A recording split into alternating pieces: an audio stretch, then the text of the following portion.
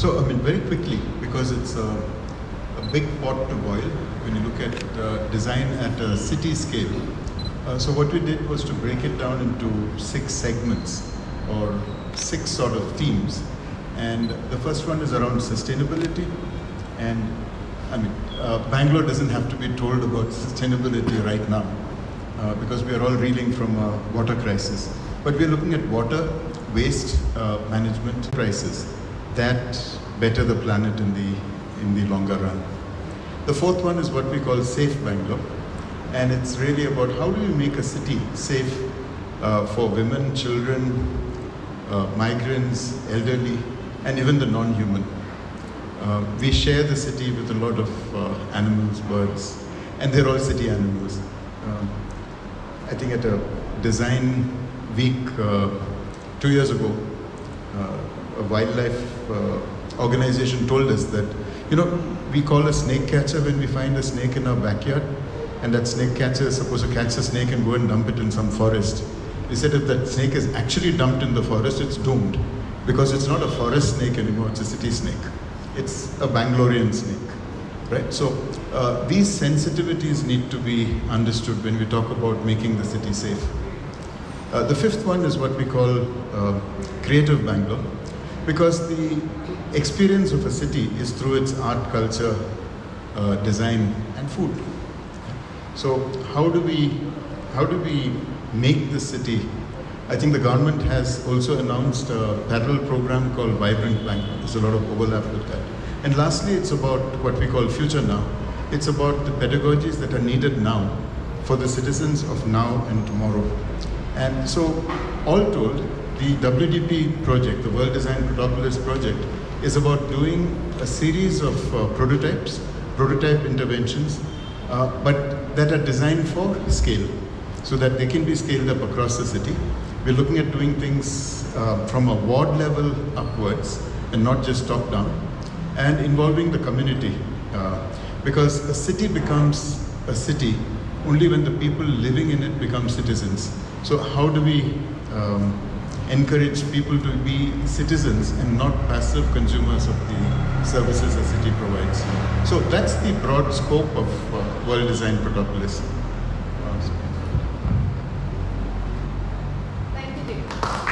Thank you, Jacob. Very quick introductions. So, Ms. Sonia Manchanda is the co-founder of Spread and Design Barn and Design Open Initiatives of Spread. She's also a member of the World Design Organization Board, one of the 4 women members over there. So, a big round of applause for Sonia. And Mr. Jacob Matthew is the president of Association of Designers India, and he's also one of the pillars of the World Design Protopolis project, of which we'll get to know a little more during the course of this talk. So, before we start, I'd request Ms. Rajeshwari, my colleague, to hand a little token of her gratitude and love to Professor Whitney.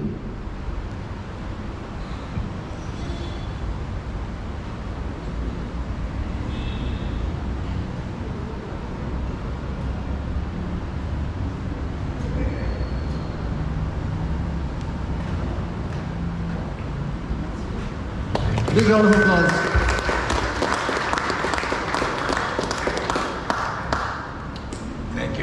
Thank you so much. The session is now open. Well, welcome. I'm delighted to be here. It's probably my 20th time in India, I'm guessing. And obviously I love it. There's a number of things I want to talk about tonight. One is the role of India in the next 5 or 10 years in the world, what it needs to prepare for. The other one is the nature of big projects. Designing a city is a big project.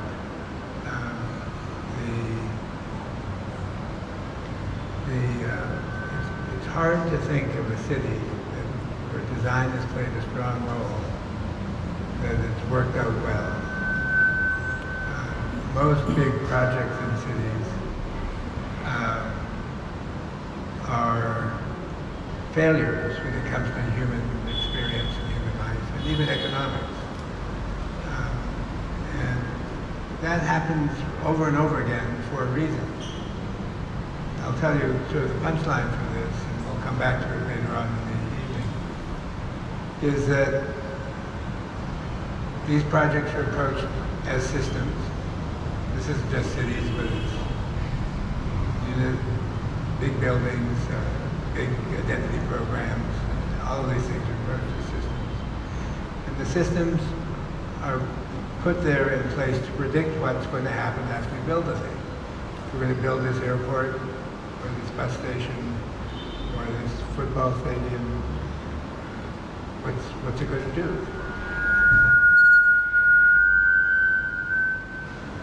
And the leaders of the project want to know exactly what it's going to do. They want to know how much increase in traffic is going to be.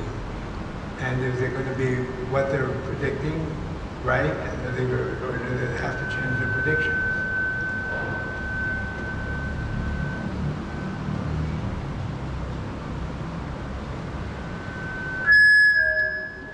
Check. So I think there's some audio issues. Please bear with us. I think there's a mic in there. Yes. Stage. Yeah, it could be that. Okay. Is it because of that mic on the keyboard? Let's take it. Okay. The name of the game of the 20th century was trying to achieve accurate prediction. And it made sense because if you look at the iconic industries like the automobile industry,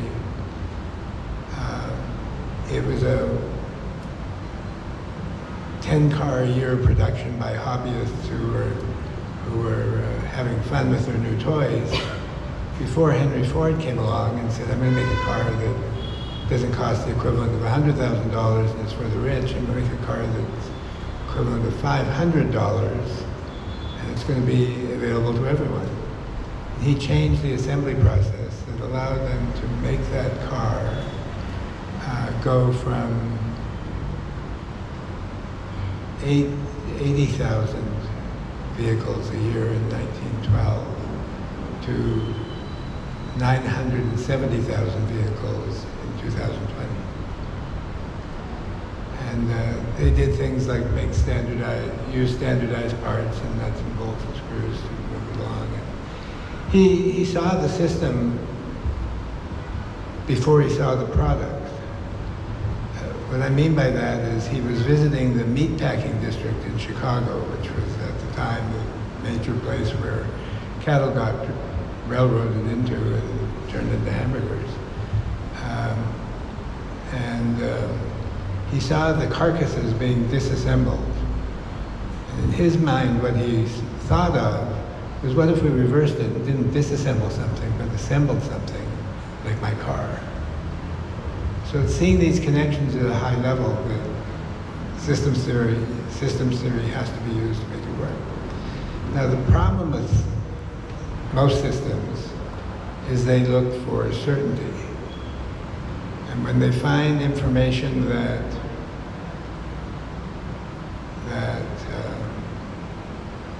is ambiguous, what do? They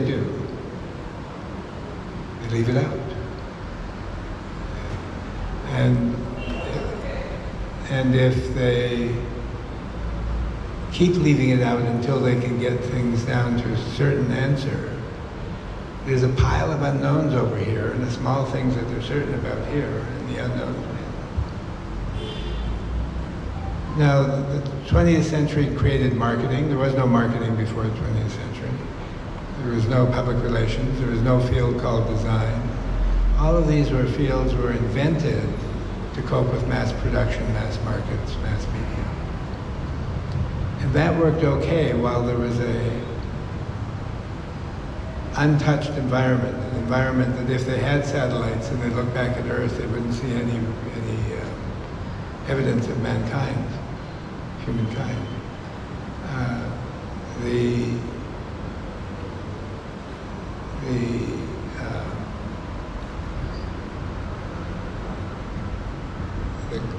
The goal of these systems, marketing, advertising, design, was to help management figure out what to make. And while there was a growing middle class, that made sense. But around 1960, 1970, it depends on the sector, 1980,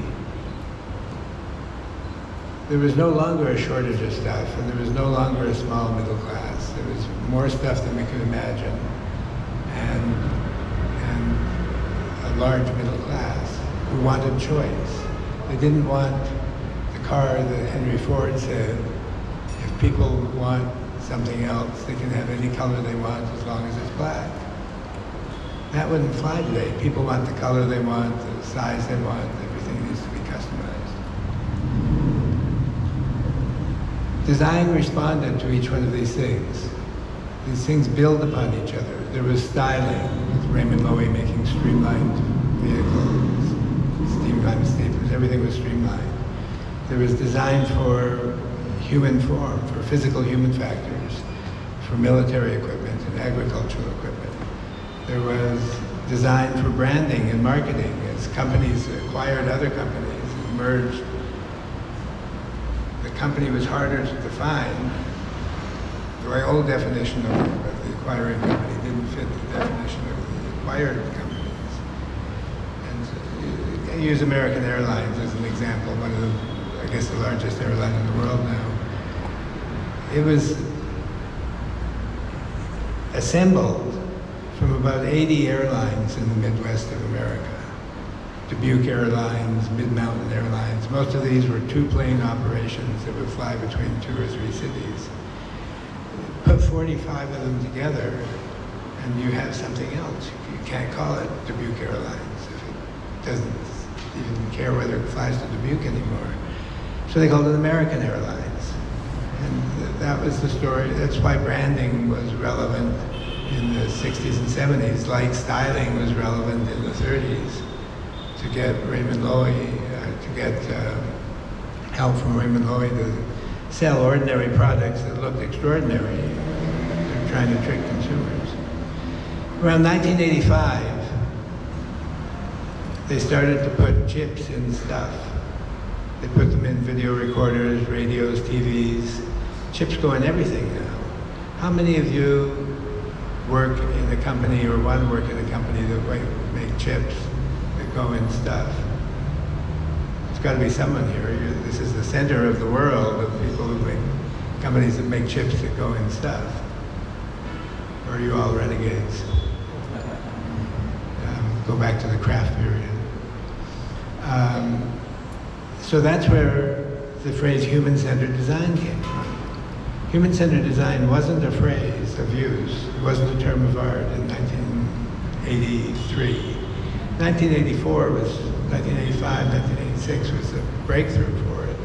Don Norman wrote a book eventually called Design of Everyday Things. We started a program in human-centered design and in strategic design. Lucy Suchman wrote a wonderful book called Plans and Situated Actions. She was hired by Xerox to figure out what is work. So that was in the mid-'80s. Then Bill Muggeridge and Bill Verplank created interaction design because Bill Muggeridge said that we realized we weren't designing the product, we were designing the way people interacted with it. This was all brand new.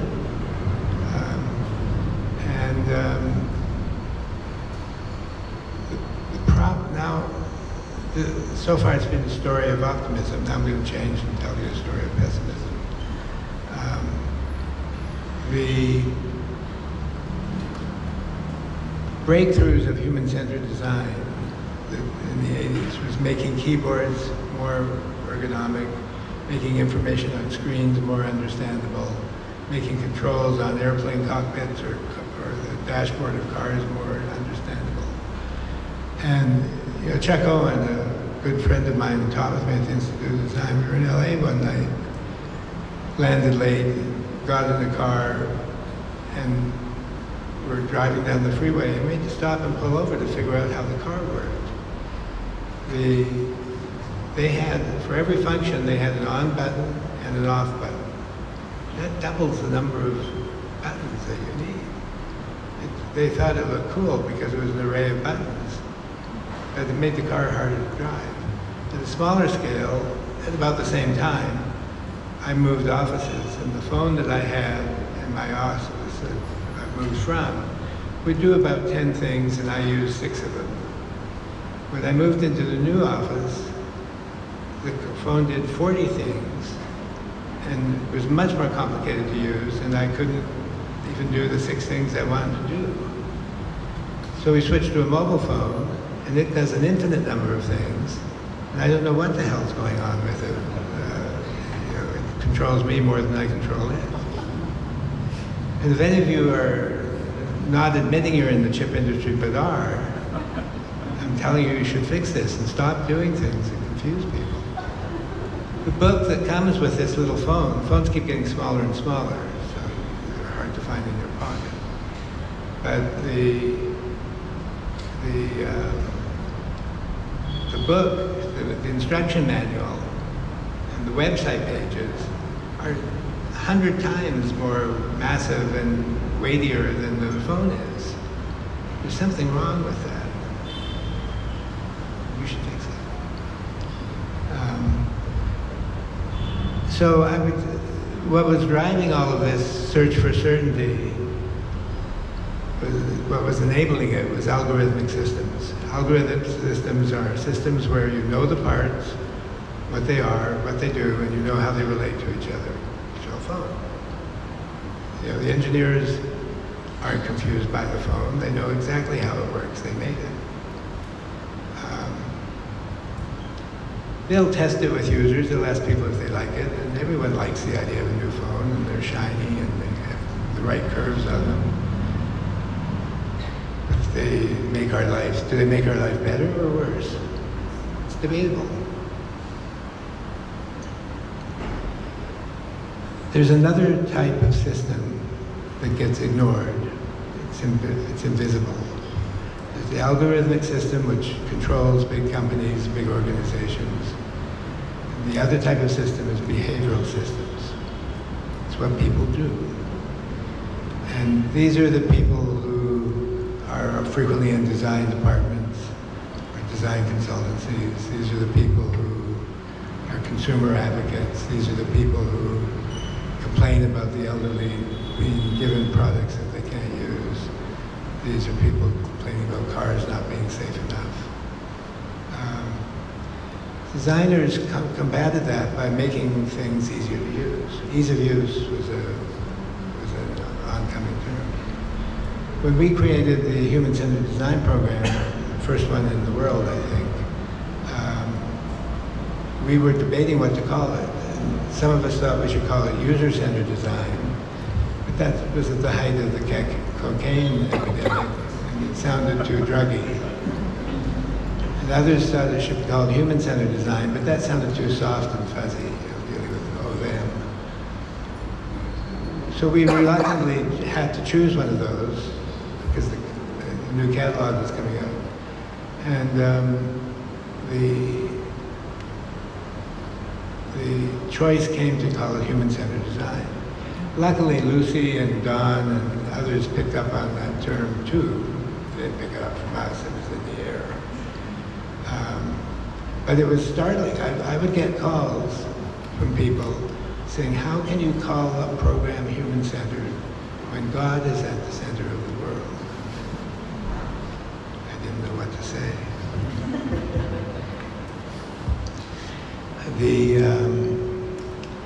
The problem is designers haven't gone farther than making keyboards easier to use. Samsung has a team of 20 people to work on ringtones because kids in Korea trade ringtones so that they all the kids in one group have the same ringtone. Kids in India do that too. I think it's a Korean phenomenon.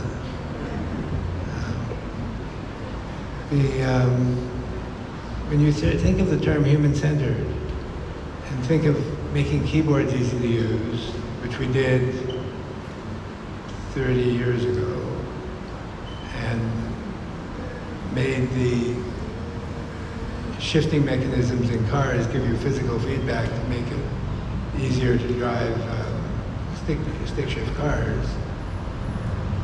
As we made these changes, it got to the point of saying, so what?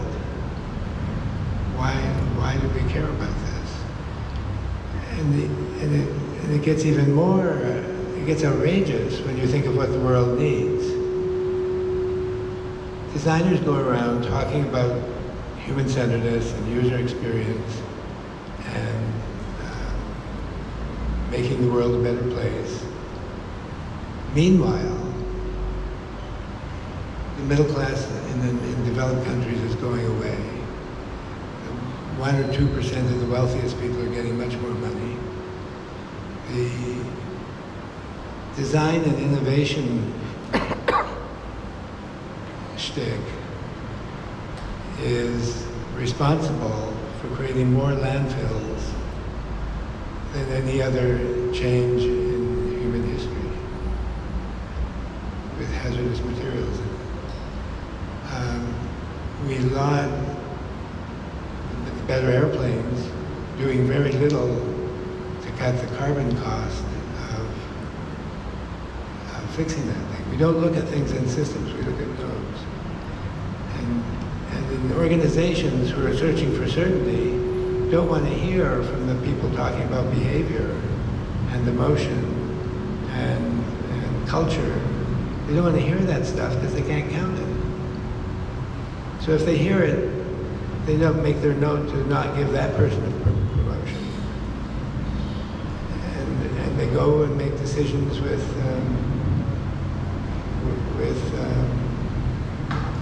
the people arguing for algorithmic change. Now, a company can survive that if they're not the worst at dealing with human behavior. Apple is not the worst at dealing with human behavior. But surely we can do better than... Apple's just come to India, hasn't it? So how many are familiar with how Apple makes money? They make money on the computers. A lot of money on the computers. They make it because the human factors are better. But they also create plugs that put power in things that cost $25, $50, $75. The same things get made in Shenzhen for $2. There are rooms 10 times the size of this building with people busily making tiny white things with the Apple curve on it, the Apple logo, shipping them out to be sold all over the place. So designers are wasting their time trying to have a big effect on the world if they don't deal with some of these bigger problems. So human-centered design should deal with topics like how do kids learn? It should deal with topics like how do you design a small house or a small dwelling for a family to have a rich experience together? What if small didn't mean bad and cheap? We know the world is getting hotter. This month in Bangalore is another example of that. What are we doing about it? Fixing that would be human-centered. And the little postcard that we shared with you represents 3 centers of power and belief and hope. The temples, we're using one ancient temple in Asia. There are the temples to religion. There's the temples to money, Wall Street, Mumbai, building high-rise that worship and are fearful of money. Each one of these is a source of fear and hope. And I propose that as part of your effort to deal with environmental issues that this design conference came out, that you make a tower of garbage and you accompany it with policies that are positive. So the tower of garbage is there to remind everyone that the environment is at risk and that we have to take care of it. There are good things and bad things, just like medieval churches did in Europe. God was there to save you, but he was also there to send you to hell if you didn't behave properly. You couldn't forget that. So money has taken the place of that for the most part, material well-being. And I think the environment needs to be one of the one of a small number of next initiatives to make the world more human-centered. What are some of the other ones? Social justice, equity of justice, equity of opportunity. The statistics are everywhere. If you want an algorithmic system to analyze how things work, look at the sociologist's description of the increase in poverty, the increase in depression. The Commissioner of Health of New York told me that the opioid crisis is partially driven by 60-year-old guys losing their jobs at GM in Ohio and seeing a pretty miserable future for themselves. And more troubling, they see a miserable future for their kids.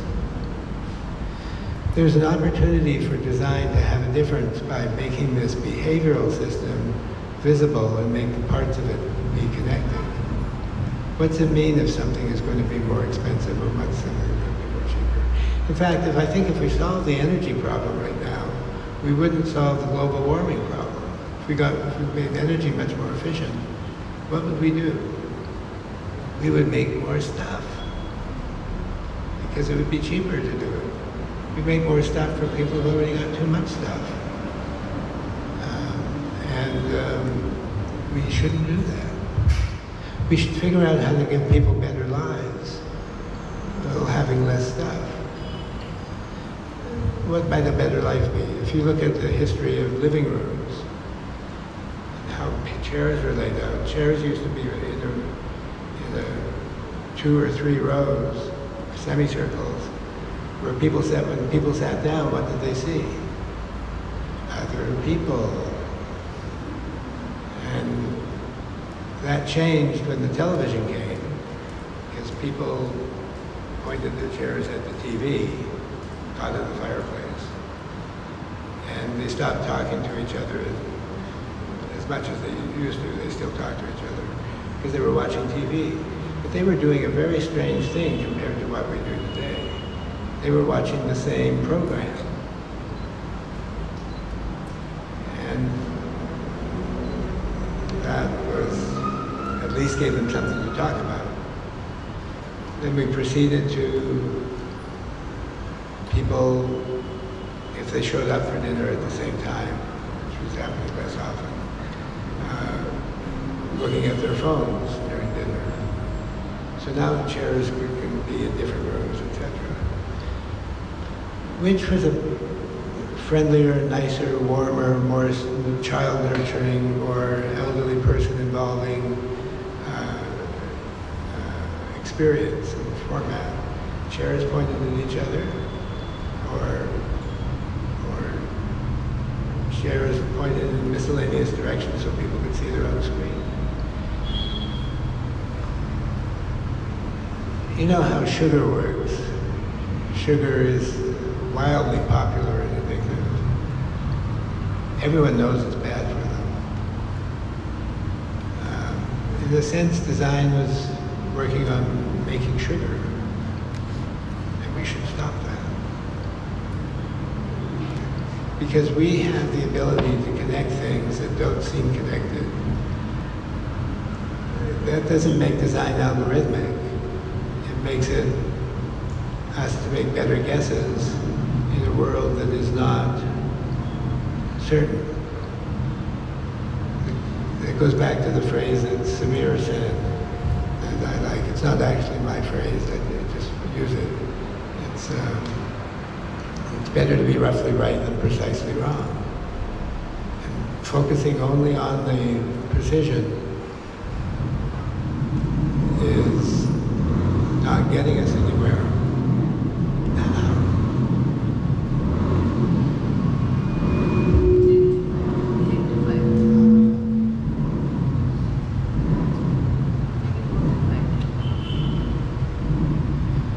So conclusion of my act, I'm going to do a Jimi Hendrix number for you. At the bottom, at the top of this card, is the icons of fear and hope.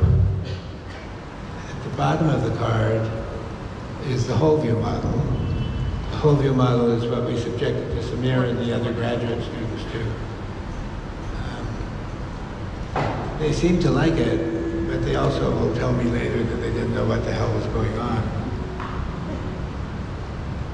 But it's being used in India, in our work in Jharkhand with improving the economics of village life there. And what it does, if you look at it, the outside ring, it starts with purpose on the inside, but then over on the right, it says,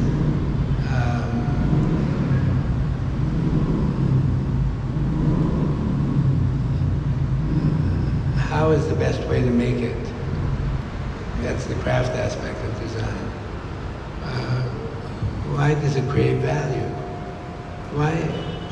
Why does something have meaning and value to people that wasn't there before? Or how did you make a change when it takes away value?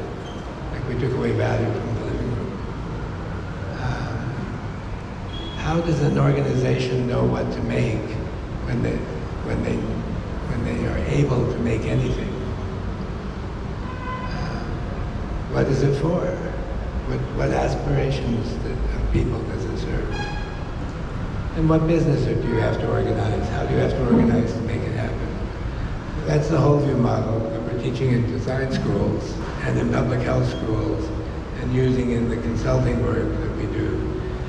Executives love it. In 2 or 3 hours, we can help executives figure out the map for their company, their organization. So, in closing, what does this all mean for India? Largest democracy in the world, wildly smart, energetic group of young people who want to a better life for themselves, and a better life for India, and a better life for the world. Working in a world that uses systems from 1950. You know, using the budget to look forward, planning a year, was a invention of John McKinsey in 1927. In the past, they only used budgets to look at the past. Focus groups were invented in 1948. Demographics emerged in the 20s. These are all inventions. They don't come from God. People come from God and need to take the power of their ability and enthusiasm and figure out how to make the world a better place. Now, India has to be key at this because of your scale and your rate of growth and the large number of well-educated people that are here. But you don't have more than 5 or 10 years to do it because you are also the power for making the algorithmic systems more powerful. And if we spend 5 or 10 years making the algorithmic systems more powerful, AI for example, and don't spend any time making a system for human behavior understandable and able to be linked to the algorithmic system. I'll repeat that, be able to be linked to the algorithmic system.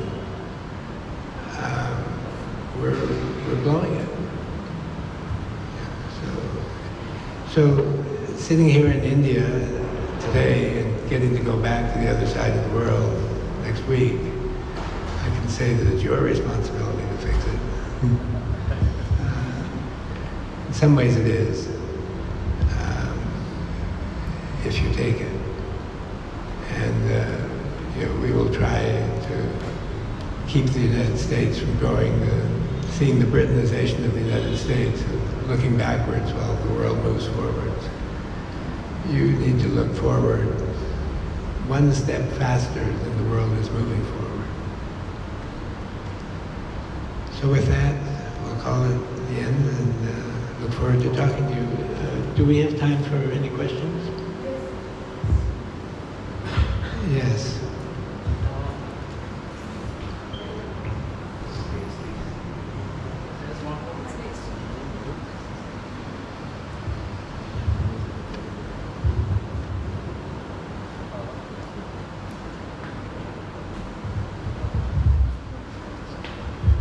Check.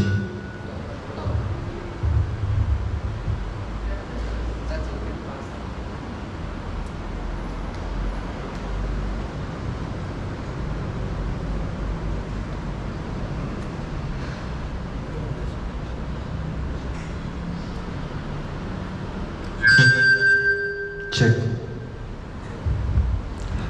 Hello. Yeah. Hi, Patrick. Thank you so much for the talk. A lot of insights. My question is, Mr. Jacob touched upon circular economy, circular systems, and how that's the way ahead for that. So, my question is, You can be loud. maybe I can just You just say stand it and- down. yeah. So, my question.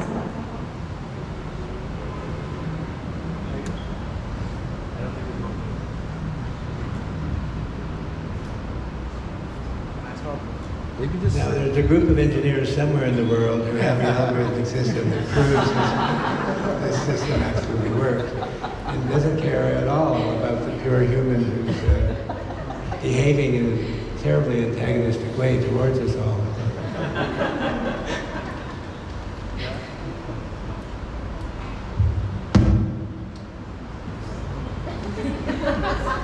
Maybe you can project your voice. Yeah, I can just. I'll repeat the question. Okay, so talking about systems, I think we've majorly become a very service-oriented economy.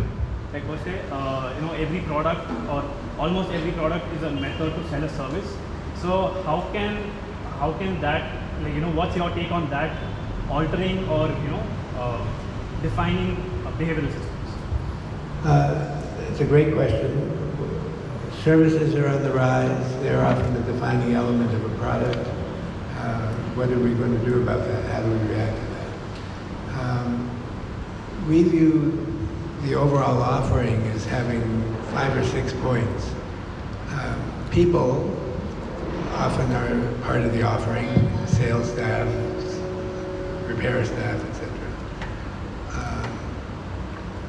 Objects, microphones, cameras, environments, messages, and services.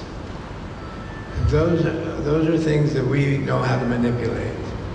What we have to do is think of how they work together as a system and not define ourselves as object designers or as environmental designers. We can specialize in those things if we want, but the idea now is these things have to be connected, not separate.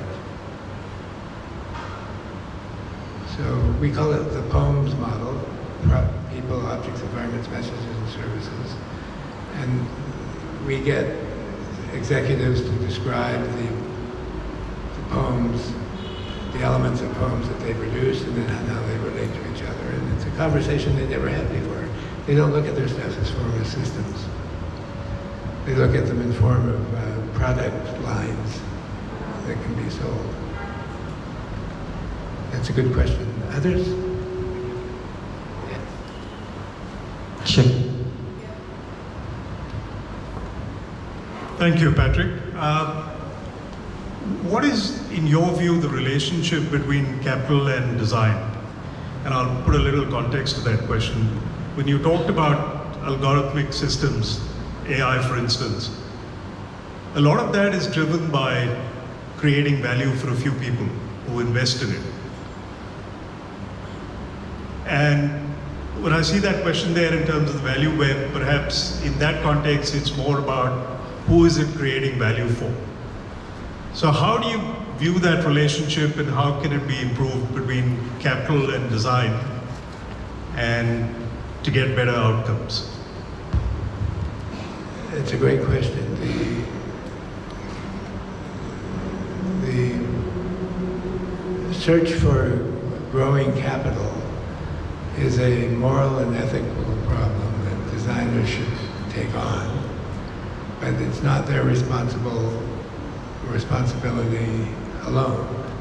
The thing to ask is, what can designers do to make it more fair? One thing we can do is make the system visible. We paint a picture through media of people having a happier life than they actually have. There's depression running rampant. It's a disease in the United States amongst young people. There's depression amongst old white men in the United States. There are inequities still the way women are treated. We can make all of those things visible. That's why I want to make the Tower of Trash. I want to make it visible, not hide it. And we shouldn't hide the fact that 1% of the people took 80% of the growth of the economy. We should make that visible, and if people like it, then we can go ahead and do it. But maybe people won't like it, and we should change something. India, that question is right in the center of the dilemma facing India. People are getting more money, but not nearly at the rate that the 1% are making money. I was in one of the Adani homes 2 months ago. 5 floors of a high-rise for a family of 6. People on the street weren't doing so well. In fact, when you fly in and out of India, one of the main things you notice is the urban slums piled up against the fancy hotels. The fancy hotel that we end up staying in is made economically possible by the poor people. We at least have to be more aware of that, and we can make that visible. And then we can actually take the next step in creating systems that are more fair. It's not a simple answer, but it's what you get when you don't ask a simple question. Thank you. One more? You.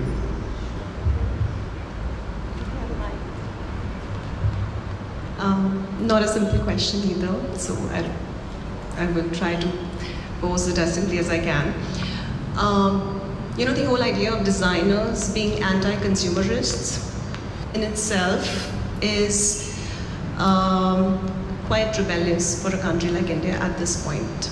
And where jobs are one of the major criteria of parents or decision makers choosing one school over the other, the whole idea of how does this approach of a problem-solving anti-consumerist designer earn a spread is not very, very understandable for the masses.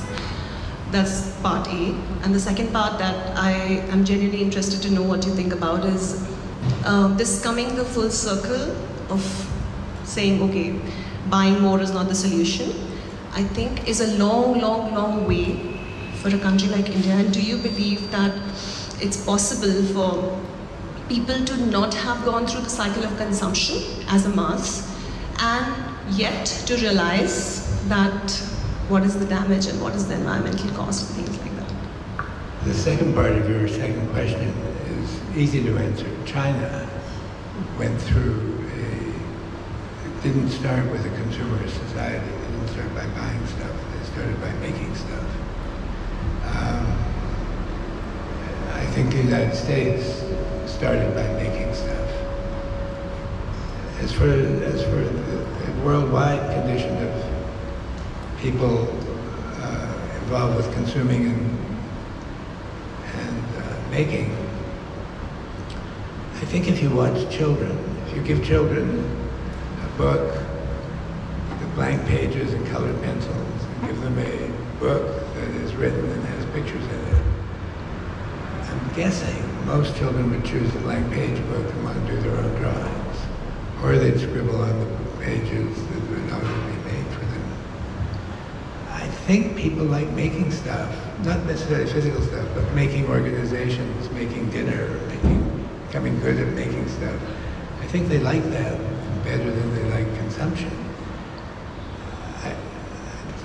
It would be interesting to estimate how much money is spent on advertising to get people to consume the amount we consume, and to look at the amount of money spent on getting people to make things.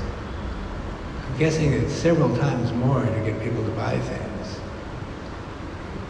And to the point where 2-year-olds are hanging out of grocery carts for the cereal that they've been attracted to by the advertising. So I also think that making services is something people love to do. People like to help other people. And that's not everyone, but it doesn't take everyone, it just takes most of us.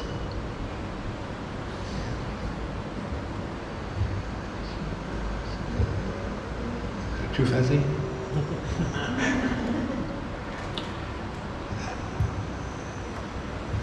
I think India has a few phenomenal advantages. I mentioned some of them before, but one of them is you've got all these people who do make stuff, villagers who make wonderful textiles and other artifacts. Ashok Chatterjee, some of you will know who he is a master at explaining the value of Indian crafts. And the economic system we have was made up by people to give,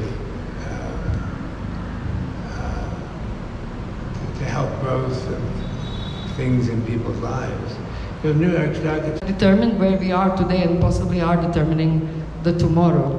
I'm sure that the community of young designers who are here, and the older ones of course, will reflect on this and take that into their work and the contribution that they're trying to create for the better world. Thank you all very much, and I hope you enjoyed the rest of the evening and of course the exhibition. Please take a look at it. Thank you so much.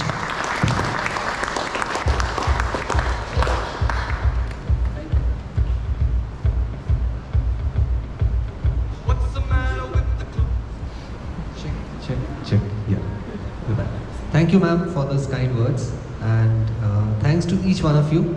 We have some light refreshments for you. It's in the cafe area, so please grab a bite and join us at 6 o'clock for the walkthrough with artist Paul Fernandez today.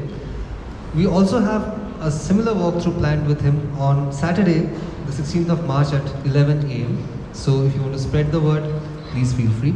Thank you for coming and being such a wonderful audience. Have a great evening. Thank you.